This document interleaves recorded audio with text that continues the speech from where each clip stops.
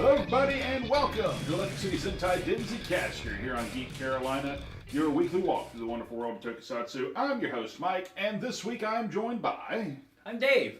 I'm William.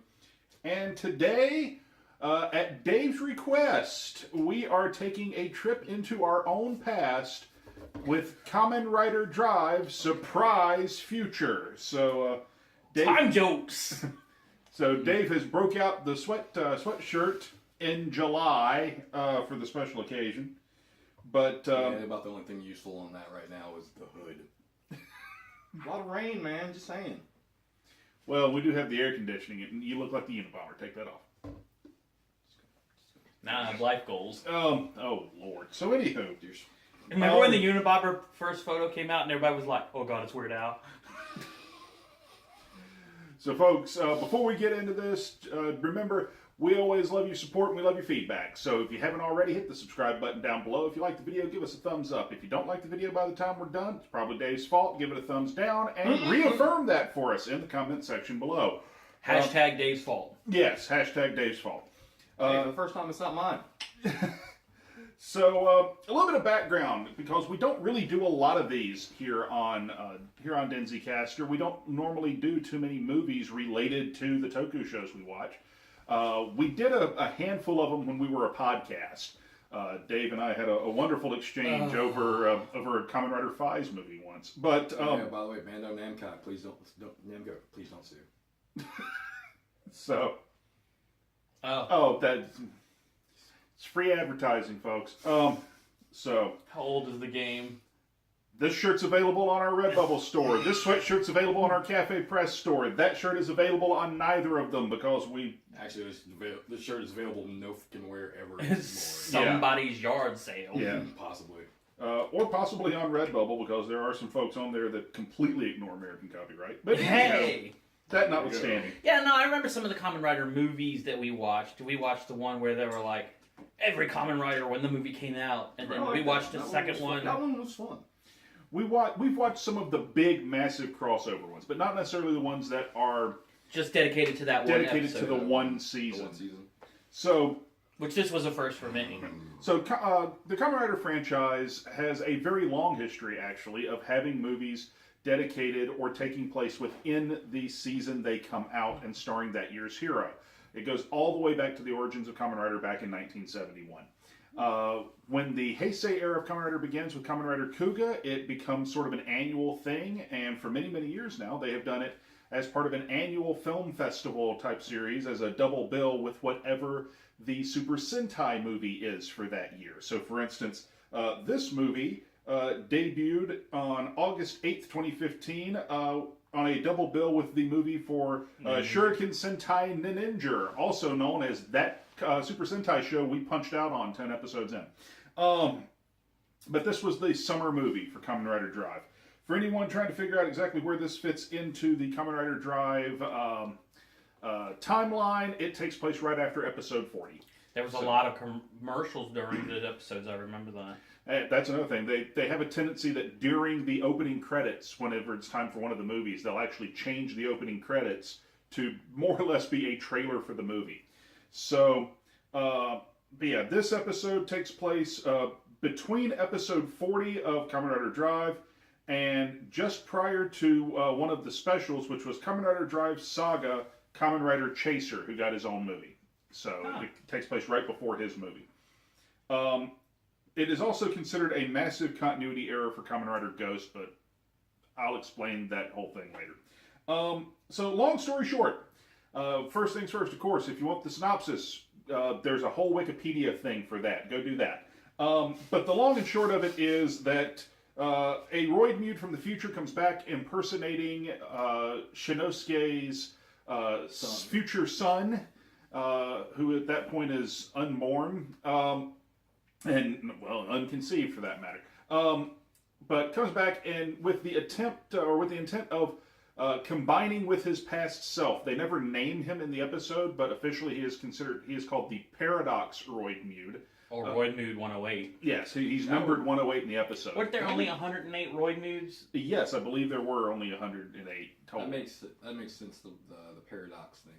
That makes Right. sense. Right, because it's his future self trying to revive his past self and so on. And he just instantly upgrades to enlightened or whatever their Roy They call it transcendent Roidmude status. Getting sort of the gold version of the gold coloration that the Roidmude bosses get towards the end of the series. But the majority of the episode consists of fight scenes. of a lot of action, but of Sanosuke, whose first name for whatever reason is Tamori. Yes, Tamari Shinosuke, completely falling for his imposter son's trap. But we get to see some new toys, as you always do in these movies. A lot of action, actually a pretty cool story overall. So, jumping into this, we'll start by talking about the things we liked. So, we will start with Dave, because he asked for this one. So, what did we like? It was Kamen Rider Drive. No, everything that you liked about Kamen Rider Drive, they kept, and they made it a little bit better. The friendships, the relationships have always been the thing that drove me, no pun intended, to this version of Kamen Rider, as opposed to some of the other ones that I've only touched. You know, I watched a little bit of Amazon with you. I've seen movies here and there, and there's no real character connections because the stories are so fast. This one I got to see develop over the whole season. So, for those folks out there who have never watched our episodes about Kamen Rider Drive, you can find them in the archives. We actually covered the entirety of the series. What was your overall impression, sort of in a nutshell? What you liked about Drive, and your thoughts on that series as a whole, and then we'll look at the movie. So my takeaway from the series was the camaraderie between Sanosuke and Kiriko, and then to the support staff around them, all the people of the Special Defense or Special Investigation Force or whatever they're called, the basement dwelling fools, as it were. I say, read your shirt, Special Investigations. There you go. They always were helping each other out, and they were friends, not just. So many times these Kamen Riders I see, they're rivals to one another, and they did that to a degree, but as the story unfolded, There you go. even the rivals worked together and became kind of friends. So, I liked that. I liked the human aspect of them, not just the superhero aspect. Okay. Kamen Rider Drive was, for my taste, it was a really good series. Among the Heisei Riders, for me, it's neither near the top nor near the bottom. It's very firmly in the middle. But it has a lot of unique themes that were not done in Kamen Rider before Drive. One of those themes being the idea of an entire investigation team working together. It's not the first time Kamen Rider has done police or investigators or in that tone, but it's the first time they've ever actually shown an entire department coming together and working. And supporting the Kamen Rider? Right, with the entire police department rallying behind them. Typically, if you see a policeman Kamen Rider, he is a secondary rider and he is a support character, and the cops support and back up him, and they'll back up the main rider sort of as due diligence. Well, due diligence, professional courtesy. Well, and almost, I don't want to say as an afterthought, but by proxy, they're backing up the secondary rider who is backing up the main rider. And Kamen Rider Double was a show with a private investigator, and his secondary rider was a cop. There's a secondary rider that was a cop back in Kamen Rider Agito. So there's a long history of it. But it was a unique thing here. It was very unique to have a Kamen Rider whose main theme was cars, because Kamen Riders typically ride motorcycles, hence the term Kamen Rider. Drive was actually only the second rider in history to have a car. So, but he was the first to be like a main character with the car? No. The first one was Kamen Rider Black RX, who is technically, he is the last Showa era rider and the first Heisei era rider if you go strictly by the imperial calendar. Emperor Heisei's reign started during that show's era. Adapted here in the United States as Saban's Masked Rider. But Kamen Rider Black RX, his car was called Rideron, which is actually where they got the name for Trideron. Drive. So it was the Trideron. So, but Black RX had a car too. Never saw that one. I think Drive is the only one I've actually. You've seen most of Drive. I've seen most of Drive. I've not seen RX. Okay.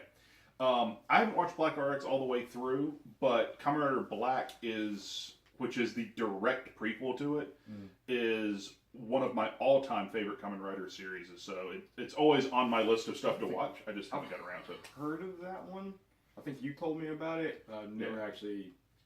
We'll talk about it off air because I think you would actually really dig it. Okay. So, with this movie, Dave's kind of giving us his high level thoughts on it. Well, first impressions of Surprise Future. I liked it a lot. But I like Drive, so there was that, and so I figured I was gonna like this one anyway. But I like some of the graphical tweaks that they had for it.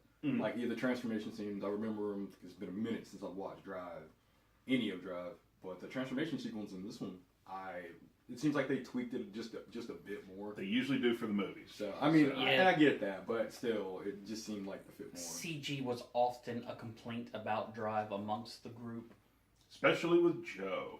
So well, he also didn't like the costumes. I thought there were a few of the suits he didn't care for.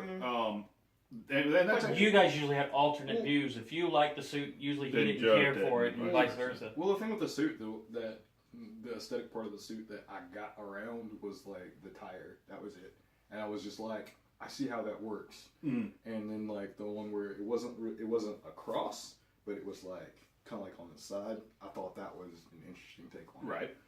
But other than that, I mean, I like the different costume changes. I like that. I actually like Next. Yeah. I did actually like Next. I like the villain. So yeah, officially it's Kamen Rider Dark Drive. Dark Drive. Yeah. Oh yeah. That's just what he yells when he transforms. It's type Next. Yeah. Next is when and I did like the car that Dark Drive had, which officially is called Next Trideron, and it's based on a Mercedes. And for the record, I was a little surprised because and I don't know if they added a physical badge or if they CG'd it in later, but the original press photos for Next Trideron that came out still had the Mercedes badge on the front, and they didn't even bother trying to hide it. And but in the movie, the Drive logo is there instead. Like I said, I don't know if they physically put a badge on there to cover it up or if they just said screw it and CG'd it later. But it is the least disguised Rider car in Kamen Rider history, because the original Rideron was a Mazda. I think Trideron is a Nissan, and it's a Honda. It's a Honda. It's a Honda NSX. And then there's one other one which is called Tricyclone, which is in one of the movies I think we've already done, which was Superhero Tyson Grand Prix. If we haven't, we will, because it's a cool movie. But that one, the Tricyclone car, is oh my goodness! Oh yeah, I think it's supposed to be a Miata, but that they've supposedly really worked over. But it's supposedly it's a Mazda. Or, yeah, they list it as Mazda Miata. So, what's your high points? My high points. If you like Kamen Rider Drive, you're going to like this. Real simple. I will say I enjoy the story for this movie a good deal. One of the things that always intrigues me about Kamen Rider when they do these movies is that there's only so many stories you can tell that are going to be different than an episode.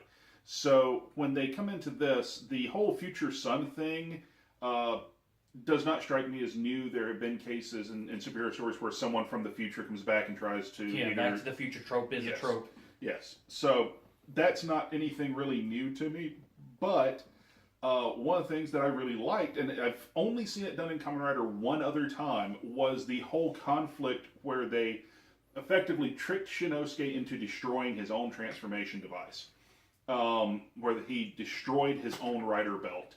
It's been done before in Kamen Rider. It was done in one of the movie wars where Kamen Rider Forze destroys his Rider belt.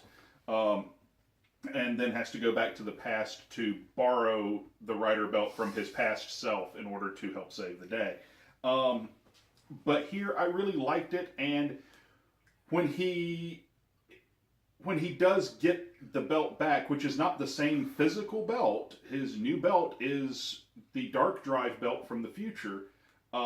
When he gets the belt back and restores Beltson Krim to the Rider belt, it actually, as silly as it will sound for a Kamen Rider movie, it did not feel contrived, because you actually see Dark Drive throw the belt away. You see the Roidmude throw the belt off to the side, and at that moment I'm kind of like, and that's how he'll get his powers back. Right. But it made sense. He didn't manufacture it out of thin air. And they actually did a good job of explaining how all of that worked to get his powers. Yes. They check off gun the key in the beginning to show that it's going to be important later. Yeah, so they did a whole lot to make it not feel contrived and actually make it feel earned. Part of the story. Which I liked. So we'll hit some of the specifics here. We'll harken back to our days reviewing Kamen Rider Drive, because one of the big things that we always looked at was all the costumes, and goodness gracious, they actually threw in about 3 new rider forms in this movie alone. And almost everyone that they had in the show. Yeah, so Kamen Rider Chaser is in the movie. Kamen Rider Mach is in the movie. Neither of them for extended periods. They really do narrow focus on it being Drive's movie. They have the supporting cast. The first and of the original Drive costumes, realistically, we only see him transform into 3 of them. He is Type Speed, Type Formula, and Type Trideron. So we never actually see Technic or Wild pop up at any point. However, he does do the 2 triple tire combinations that they showcase like once or twice in the series and then never came back to. Like Dead Heat or something like that. So, Super Dead Heat, which appears in this movie, is brand new for the film. Oh, okay. That was something they did specifically for this movie. Wasn't it a mixture of Heat plus Chasers? It's basically Chaser's belt with the Dead Heat powers. Right. And so it has a very unique look where it looks like almost like Chase's Roidmude form, the very machine look, with pieces of Drive over top of it. The one that Go did shows up in the show when he uses it. Yeah, Go's version where he's Mach Dead Heat. Right, so that's in the show. He's Go with a little bit of Drive gear on him. Okay. Yeah, Drive actually can use the Dead Heat form in the show. It's the exact same costume for Mach and for Drive. The only change is on the helmet. But here, Super Dead Heat is wasn't a little extra wheel different? No, it was the same for both. I thought Go had a different one. It seemed like Go got more power out of it. He did, but Drive had better control over it. Ultimately, it becomes Mach's ultimate form, and once Type Formula and Type Trideron come along, then basically you never see Drive use it again. He doesn't need it anymore. But what did we think of? We'll start with Super Dead Heat since we brought that one up. Super Dead Heat is Chase gives his rider belt to Shinosuke so Shinosuke can continue to fight, and Shinosuke is not able to use Chase's signal bike, the transformation gimmick to transform into Chase. But he is able to use the Trideron key, which is set up very early on. He's able to use it with Chase's belt in order to transform into Super Dead Heat. What did you guys think of the look of that costume? I honestly felt it's fit right in, so I didn't even know it was different. Really? Yeah, I just thought it was another one of his combination. Like if you hadn't have said anything, Yeah. You wouldn't have realized it. I wouldn't have realized it. I mean, I bought that it was. It looked different. Sorry. Yeah, no, go ahead. But it looked different, but I couldn't really place it. And then when you said that, I wouldn't have noticed that. With the part you pointed out was the part I didn't really. I just bought that it was Chase's version of it while Shinosuke was wearing it. So I thought it really isn't that different. Any one of them could have done it. And it would if each one of them had used the switch car or whatever they're called, then each one of them would have had a slight different interpretation of it. Well, the biggest things with the Super Dead Heat form that struck me, one was it's the most Roidmude looking out of but that's all because the rider Chase was suits. Proto Drive. Well, he was proto drive, which literally was just drive type speed without the tire, and it was black. Right. But then when he was in his Roid Mute form as Chase, it's more raw. It's very raw. It looks very much like a Roid Mute. Right. And this has more of that look. Because he gets reprogrammed, right? Right, he does. But the other big thing to it, to me, was there's no tire on it. Yeah. If you actually look at that suit, there's no tire. Where there is a tire on every other rider in Drive. Or every other except drive this suit. one. Well, no, Drive has them. Mach has it. Mach just has a on small the shoulder. one. I Has a gotcha. small on the shoulder, and Chase's is on the back. But this is the first one without a tire on it. Well, it's like the little sidecars came over to the motorcycles, and that was the first time I had seen them in a while. I think that's the first time they did it. I don't remember that from the show. It was like one of those things where they did once, and then never did it again. They do special stuff like that for the movie. They normally connect to the side of the Chase car. had shown up when I stopped watching it. So. Okay, so you didn't see anything after Chase's first appearance. The little sidecars usually showed up for the Trideron, so Right. it would fly. Which we see that in the movie The too. two motorcycles coming together to form their vehicle, that happened. But in the movie, the two sidecars connect to the to sort of the buggy. to the Right. to the two I motorcycles. think it's Mach Chaser is what the buggy is called. It's almost like it's a four-wheel vehicle, like Right. an ATV. Dark Drive. What did we think You of that? really enjoyed that one. You like the Dark Dark Drive. Drive costume? What did we think of that one overall? It was all right. I mean, it I did liked what it. it was supposed to do. It looked techno. It looked future, I- while still hearkening to the original Drive suit. Okay, so which one were you guys saying was the one that didn't have a tire? Super Dead Heat. Okay, yeah, no, that one didn't. Because Futures was around his waist. No, Dark Drive Drive's- Dark Drive is just like regular Drive, except the color scheme is Right, It's and like some of yellow. the Yeah, it shapes was are a little It's different. like yellow or something like that, right? So If as I Dark was Drive, looking at as it Dark that way. Drive, it was black with the blue, like the. Well, no, neon blue. I know that. Oh, the tire. The tire had a little bit of yellow. in it. Yeah. Okay, so Because it kind of looked like the Chevy bow tie in certain scenes with the way the angles were, Oh, but okay. it was stretched out. Okay. Because I was trying to remember if I couldn't remember if that one had a tire on it or not for some Yeah, reason. it does. So I was like, I'm pretty sure it did. I just couldn't remember like if I was seeing it right. I like the suit. I guess the only thing I don't necessarily like about it, and it comes from I've seen more Kamen Rider than these two guys have, the whole circuit print look that they put on those suits is a recurring theme for Dark Riders. So they've actually done that a few times. Dark Kabuto. Then I actually assume has you're that not going to like the third one.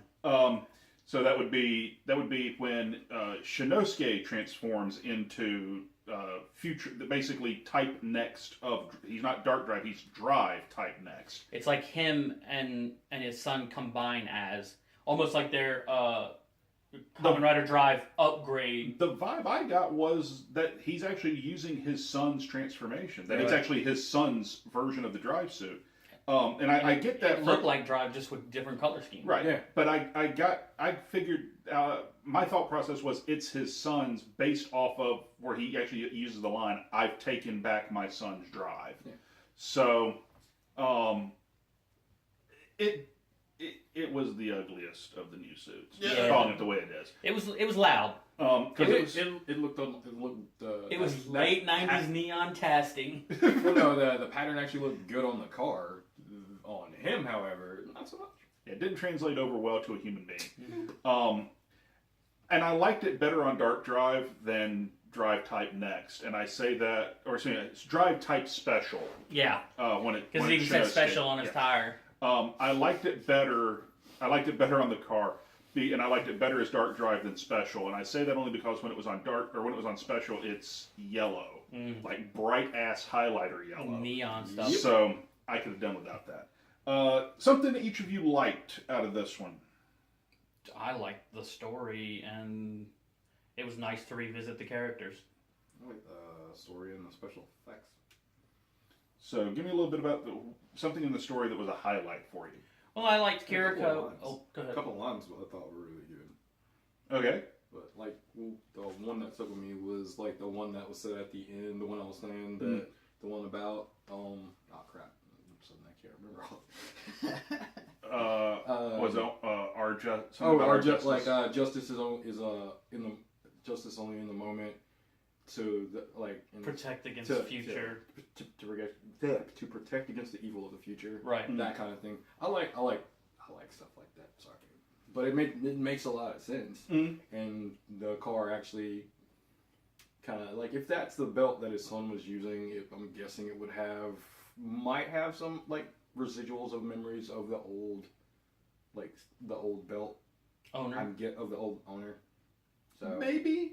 And that's what. Well, it made that hologram kind of him. Yeah, and that the line at the end that he says, "Are you guys gonna even keep acting like that even in the future?" I'm just like, huh.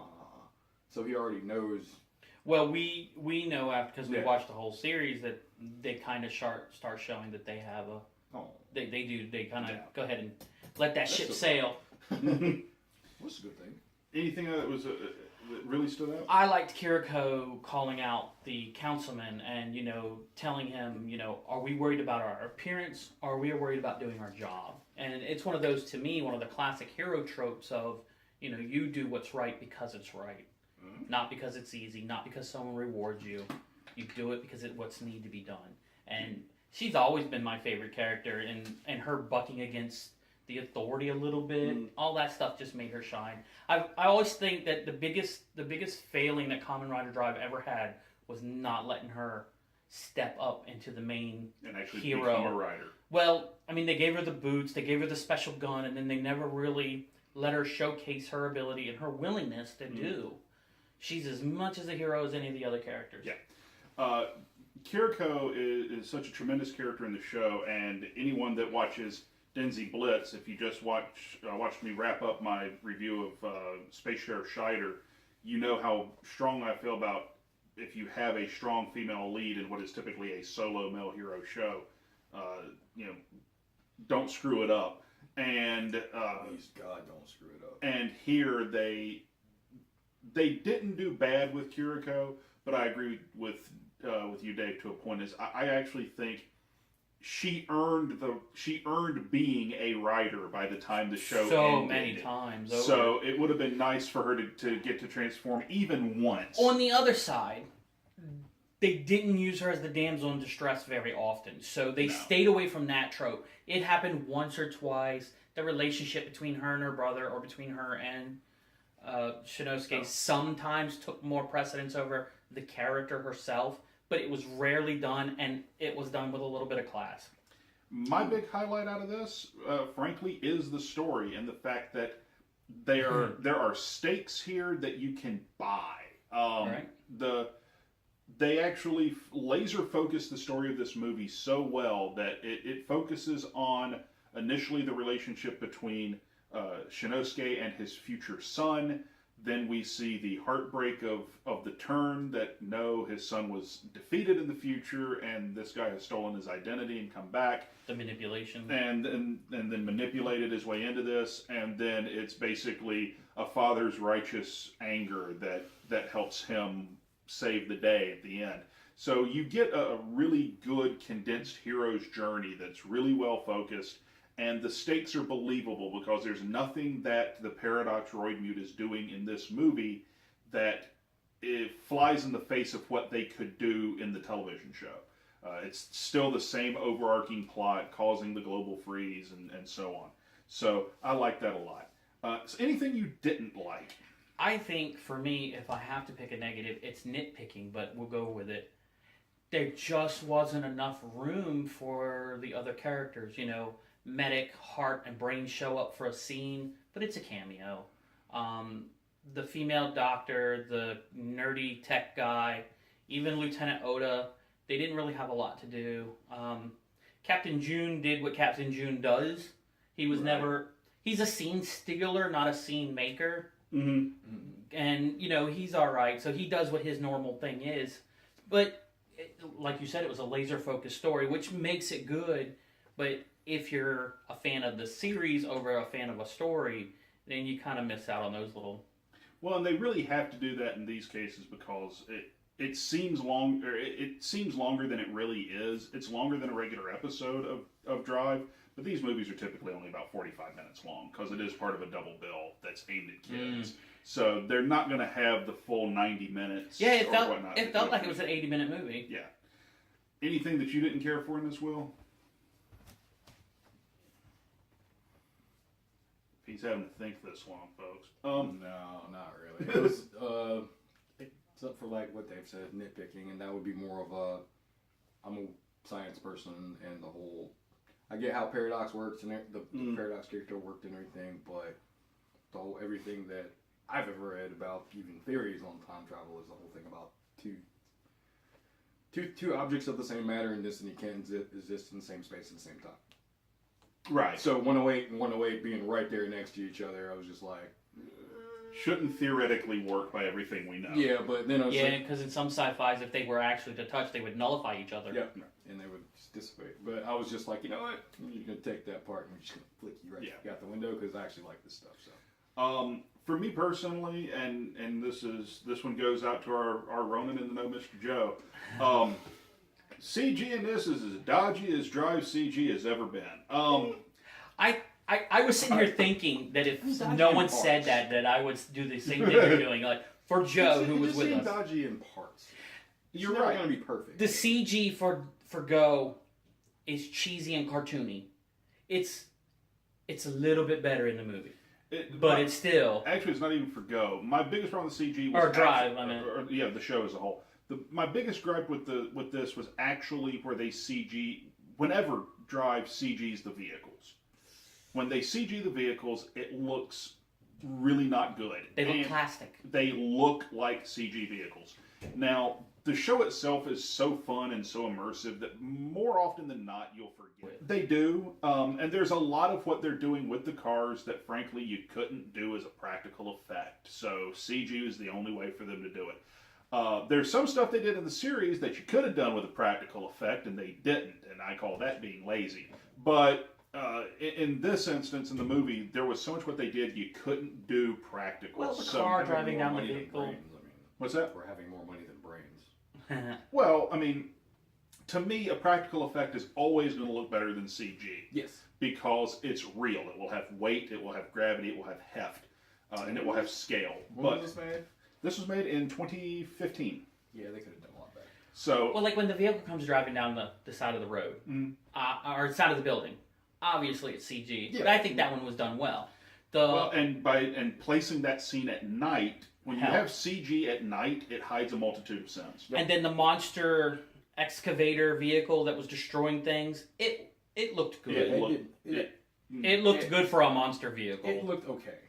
But my problem's always been was like, oh look, there's thousands of explosions, and there's no damage to the dirt, and there's no fire marks, and wow. And if you watch old school Toku, you know they never shied away from gunpowder back in the day.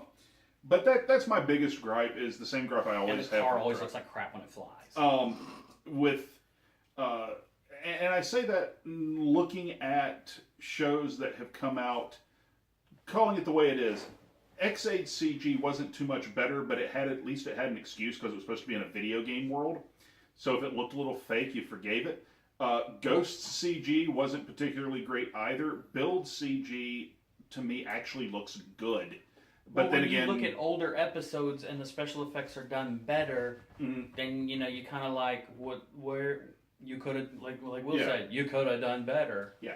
And even that happened. I mean, nothing in here is as bad as Kamen Rider Double's unfinished CG from the first episode. They actually, in the very first episode, they're getting chased by a mechanical T-Rex, and they didn't have time to finish the special effects, so they actually have the wireframe T-Rex unfinished in the episode. Okay. And it was not good. Did they have any kind of a story reason? No, not a one. It's a digital monster. Oh. Digimon. Anyway, but final thoughts. I'm sorry. I'm glad we watched it. I'm sorry. I've waited a year or two to see it, Right. so I'm glad we saw it. I keep thinking they bought the old special effects from Tron. Sorry. Ain't nothing wrong with trying. Nothing wrong with Ain't Tron. nothing wrong with Tron, but still. Right. Everybody wants one of them motorcycles till they hit a wall. What do you think, Will? Final thoughts. I liked it a lot. I wish I had got to finish the series, to be honest with you. You- give I me- know more. Give me a Bring You me a can get thumb it. drive and we'll get it for you. Okay. For myself, I will say that I think this is actually one of the better standalone Kamen Rider movies, like the ones where it's actually part of the series. I think it's better than most, actually. While I would put Drive, like I said, squarely in the middle of the Heisei era Kamen Riders, I would put this movie actually fairly high up the list of the solo films.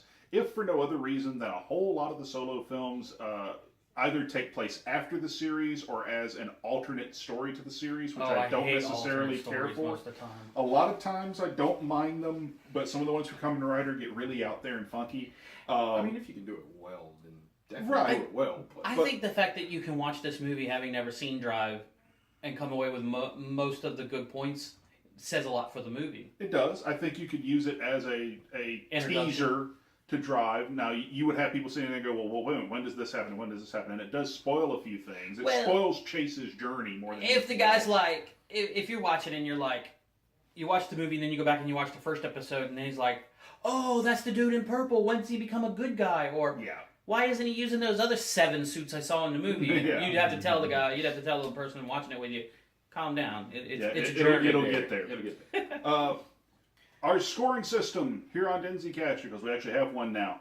So it's either 5-point scale. So it's either nope, meh, maybe, it's all right, or hell yes. So where does this fall for you guys? No, I'm going to go with hell yeah. I'm gonna second that emotion. I'm in the grand scheme of things, I'm probably going to give it right below that. I'm going to give it my 4 on the scale. So I'm going to say this is all right. And I say that only because I've seen Better. I've seen I've seen a larger selection. I have a bigger sampling size. But when you consider that we're talking about over 45 years, I think, of Kamen Rider, I mean, yeah. I guess a good way of, it's fun, it ain't art. Yeah. So, but it's a damn fun movie. I will give it that. So, I want to thank you guys so very much for joining us. If you want to help us out here at Geek Carolina, we would greatly appreciate it. You can do that by going over to our Cafe Press store, cafepress.com/Geek Carolina. Maybe you pick yourself up some Basement Dwelling Fools or one of our other great t-shirts there, or we have t-shirts available as well over at redbubble.com/people/Geek Carolina, where you can actually pick up the Rage Quit Radio shirts like the one I'm wearing for the Empyrean Throne RPG we do. For the record, I've had this one from, what was the first store we did? This is the Cafe Press. Cafe Press, and I've had it for 2 years now, and I wear it. It's not He wears the hell out of it. from September to May, And occasionally in July.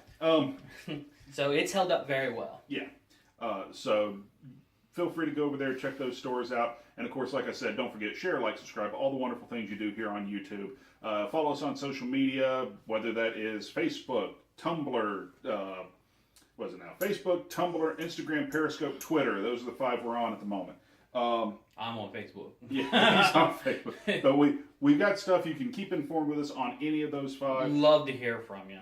Absolutely. We love getting feedback. And right now we are, I think, about 15-ish subscribers away from our 150. next contest. When we hit 150, we're giving something cool away. And I will go ahead and I will give a Sneak peek. sort of a sneak peek. What I'm going to do is I'm actually going to let them see it, but you'll get to see sort of what it is. We have a variety of these, but they are prints. From a particular, they are from a particular tokusatsu feature film. Are we not supposed to And talk about it? don't say which one it is, but and I've got these for all of them. Oh, I don't know what it's from, but it's very mectastic. So, Yeah, I don't know what that is. well, I can read it, I think Will may recognize what it's from. like I said, it's mectastic. But you like giant robots.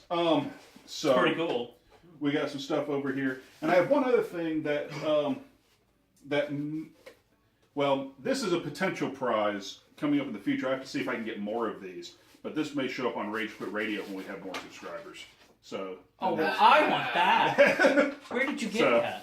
I never give away my secrets. So, folks, at least not on the air. I need to get one. So, folks, Not here. thank you for joining us. We'll see you next time for more Electric City Sentai Denzicaster. Don't forget, check out Dave and his crew over on 8 Star Anime, and William and company over on Chopsaki Cinema. More episodes of each of those coming every month.